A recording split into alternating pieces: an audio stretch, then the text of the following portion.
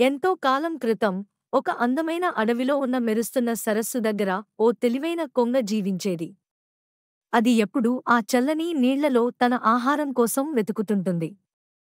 కాని ఒకరోజు తెలివితేటలు మరియు వినయానికి సంబంధించిన పాఠం దానికోసం ఎదురుచూస్తుంది.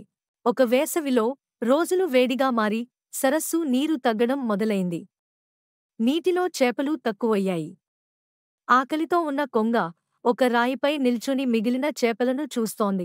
తనకు ఆహారం దొరకడం కోసం కొంగ ఒక మాయ పథకాన్ని వేయించింది. తన రెక్కలను విప్పి చేపల దగ్గరికి వెళ్ళి, నేను మీకు పెద్ద చెరువుకు తీసుకెళ్తా, అక్కడ మీకు రక్షణ ఉంటుంది అని చెప్పింది. ఆ మాయ మాటల్ని నమ్మిన చేపలు ఒక్కొక్కటి తనను తీసుకెళ్లమని కొంగను కోరాయి.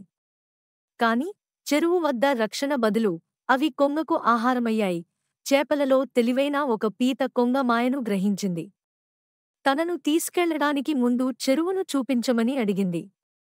కొంగ నవ్వుతూ దానికి ఒప్పుకుంది. చెరువు దగ్గరికి చేరగానే పీత కొంగ నుండి తప్పించుకుని నీటిలో దూకింది.